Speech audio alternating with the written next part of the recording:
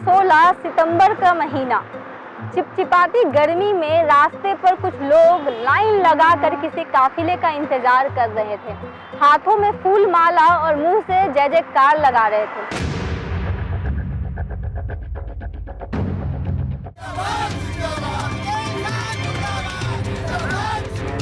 काफिला गुजरा भी और उस काफिले का स्वागत भी हुआ।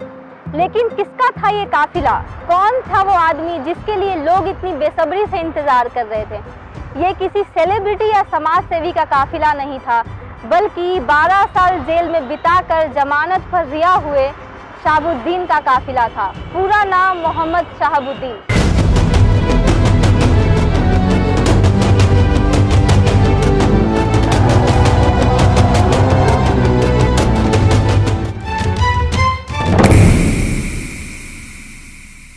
और खुशी इतनी है, आप देख ही रहे हैं माहौल कैसा है। शहर का ही माहौल बदल गया 7 तारीख के बाद से। जेल से निकला 1300 गाड़ियों का ये काफिला शहाबुद्दीन का है। लंबा वक्त जेल में बिताने के बाद भी इसे शहाबुद्दीन का खौफ कह लीजिए या रसूख। जब शहाबुद्दीन का काफिला टोल से गुजरता है तो टोल बूथ के कर्मचारी सारे दरवाजे खोल देते हैं। टोल टैक्स के सारे कर्मचारी साइड में खड़े हो जाते हैं और बिना टोल टैक्स लिए शहाबुद्दीन के 1300 गाड़ियों का काफिला गुजरने देते हैं। शहाबुद्दीन बिहार का एक अपराधी ही नहीं बल्कि एक रॉबिन हुड और बाहुबली नेता था। ये एक छोटी सी घटना ये बताने के लिए काफ़ी है कि शहाबुद्दीन का बिहार में कैसा दबदबा है। आरजेडी के पूर्व सांसद शहाबुद्दीन को बिहार में डर का दूसरा नाम कहा जाता है।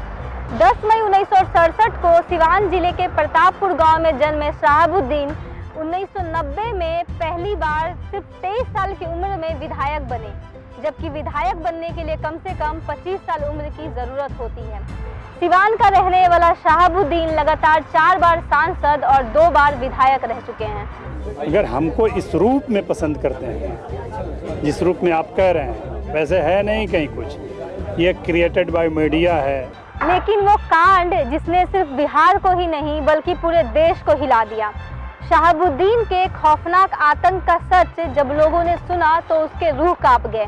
ये वही मामला है जिसमें शहाबुद्दीन को सुप्रीम कोर्ट की तरफ से भी ताउम्र जेल में रहने की सजा सुनाई गई है।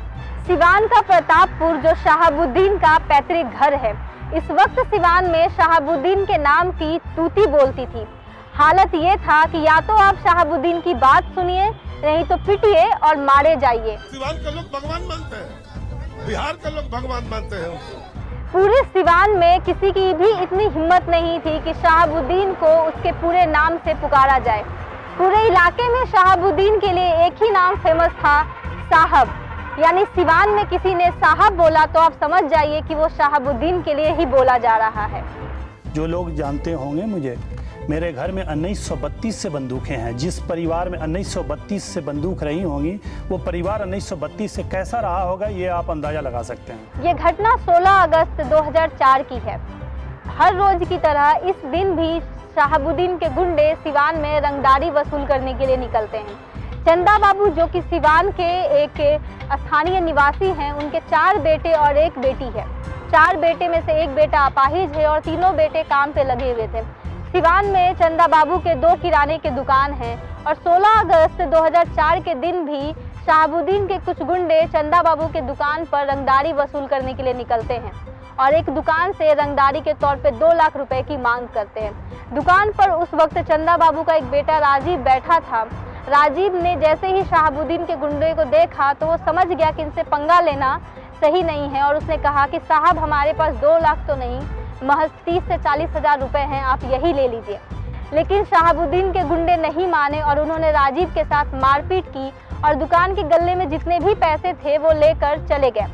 राजीव को इस बात पे थोड़ा गुस्सा आ गया क्योंकि वो नौजवान था और वो घर भाग कर गया और घर से एक छोटी सी एसिड की बोतल उठा लाया।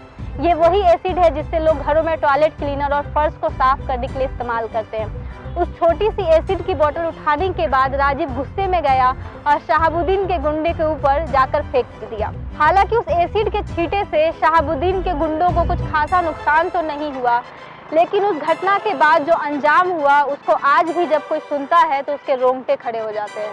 जब तक जिंदा है तकलीफें जी रहे हैं तो तकलीफ तो हो ही रहा है। मर जाएंगे तो तकलीफ नहीं होगा, चाहे भगवान के द्वारा मारे जाए चाहे शहाबुद्दीन का मरवा दें। जब ये पूरा कांड हो गया तो शहाबुद्दीन के लोग वापस जाते हैं। शहाबुद्दीन उस वक्त सिवान के जेल में ही बंद था, लेकिन कहते हैं कि वो बंद सिर्फ नाम के लिए था। जेल में ही वो अपना दरबार लगाता था। जेल से जब उसका मन होता था वो बाहर टहलने के लिए भी निकल जाता था। और ये सच था, क्योंकि सिवान में उसका बोलबाला था और उस वक्त वो सिवान का सांसद भी था। शहाबुद्दीन के गुंडे जब इस खबर को लेकर शहाबुद्दीन के पास पहुंचते हैं तो शुरू होती है एक बदले की कार्रवाई। शहाबुद्दीन के कहने पे चंदा बाबू के 2 बेटे राजीव और सतीश को, जो उस वक्त दुकान पर काम कर रहे होते हैं, उनको अगवा कर लिया जाता है। राजीव के साथ साथ उसके एक और भाई गिरीश को भी अगवा किया जाता है और प्रतापपुर, जो कि शहाबुद्दीन का पैतृक घर है, वहां पर उनको दिन भर बंधक बनाकर रखा जाता है। कहा जाता है जैसे ही शाम होती है शहाबुद्दीन जेल से बाहर निकलकर अपना दरबार लगाता है। उस दौर में सिवान में लोग छोटे मोटे झगड़े और मसले के लिए कोर्ट कचहरी और पुलिस के चक्कर नहीं लगाते थे, बल्कि अपना फैसला शहाबुद्दीन के दरबार में सुनते थे। मीडिया रिपोर्ट्स की माने तो सिवान में उस वक्त डॉक्टर मरीज को देखने की कितनी फीस लेगा ये भी तय करना शहाबुद्दीन का काम था। कहते हैं उस अगस्त की रात भी शहाबुद्दीन जेल से बाहर आता है और फरमान सुनाता है।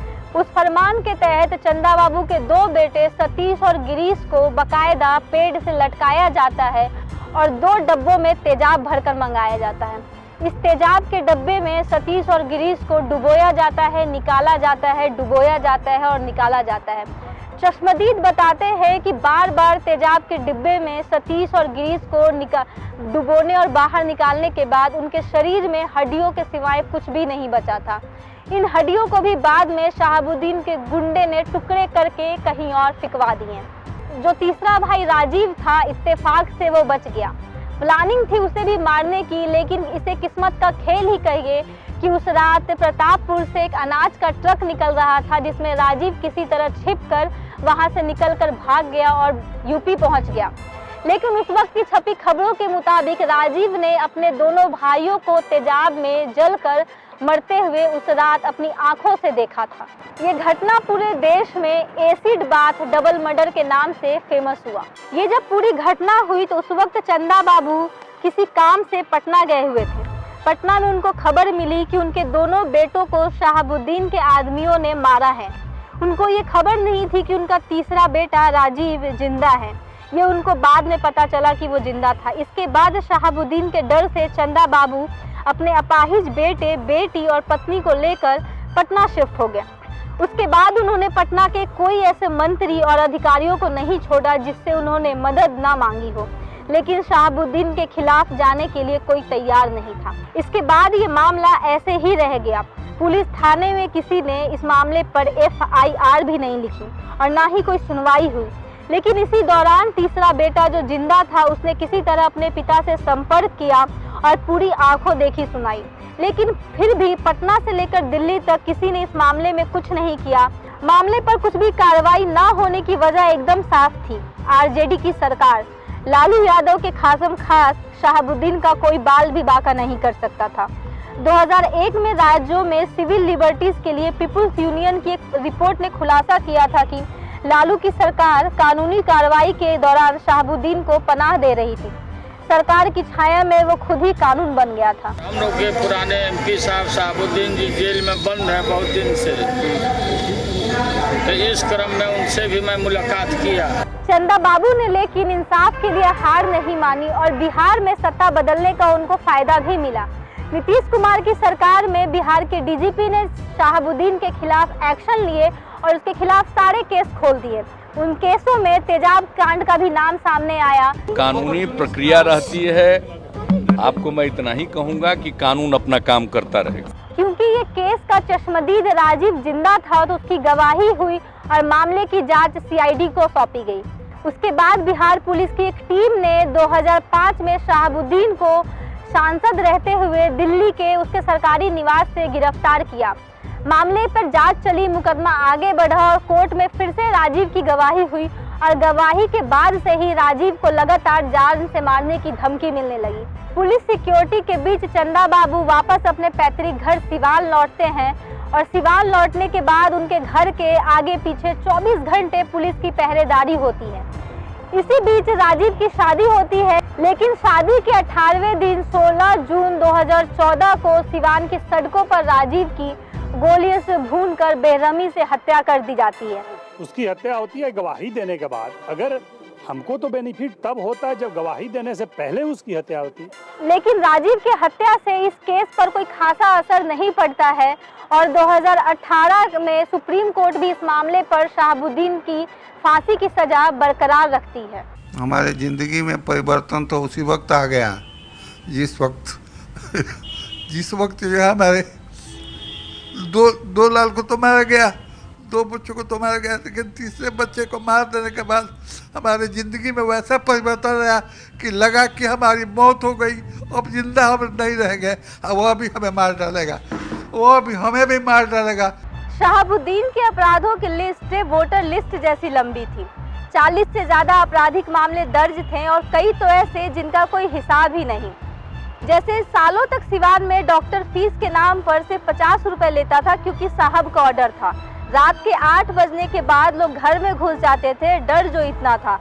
उनके बारे में कुछ नहीं कहा जा सकता है, आज कह दे या न्यूज में आ जाए और कल कुछ हो जाए तब। कोई नई कार नहीं खरीदता था, अपनी सैलरी नहीं बताता था ताकि रंगदारी ज्यादा न देनी पड़े। आम लोग पैदल चलते थे और अमीर लोग मोटरसाइकिल पर, खौफ जो इतना ज्यादा था। लालू राज में सिवान जिले का इससे ज्यादा कोई विकास नहीं हुआ। इन सब के बीच शहाबुद्दीन ने अपने लिए एक ऐसी छवि गढ़ ली थी जो उस दौर के नौजवानों को अपील भी करती थी। दूसरा केस फंसाया जा रहा है, ये कुछ लोग हैं जो उनसे जलन और आपसी रंजस के कारण ये चीज हो रहा है। कुख्यात अपराधी शहाबुद्दीन के पास अच्छी खासी डिग्रियां भी थी। वो पीएचडी और एमए पास था और एलएलबी की परीक्षा भी देना चाहता था। आप इसे खौफ कह लीजिए या मसल और मनी पावर का कॉकटेल कि शहाबुद्दीन जेल में रहकर हर बार चुनाव लड़ता और हर बार भारी बहुमतों के साथ जीत जाता। शहाबुद्दीन लॉ अबाइडिंग सिटीजन है, कानून को मानने वाला हमारा एमपी है। शहाबुद्दीन ने अपराध और राजनीति की दुनिया में अपने कॉलेज के दिनों से ही कदम रखा और हमारे देश में अपराध से आगे बढ़कर राजनीति में जाने वालों की कमी नहीं है। शहाबुद्दीन ने भी अपने लिए यही रास्ता चुना। 1990 और 1995 में जीरादेई विधानसभा सीट से शहाबुद्दीन विधायक बना। 1996 में शहाबुद्दीन लोकसभा का चुनाव लड़ा और सांसद बना। 1996 से 2008 तक शहाबुद्दीन लगातार 4 बार सांसद रहा, लेकिन 2009 में चुनाव आयोग ने उसे चुनाव लड़ने से मना कर दिया। शहाबुद्दीन फिलहाल अभी भी जेल में बंद है, लेकिन उसकी सिवान में फैन फॉलोइंग कम नहीं हुई है। क्राइम स्टोरीज के चौथे एपिसोड में ये कहानी थी सिवान के साहब शहाबुद्दीन की।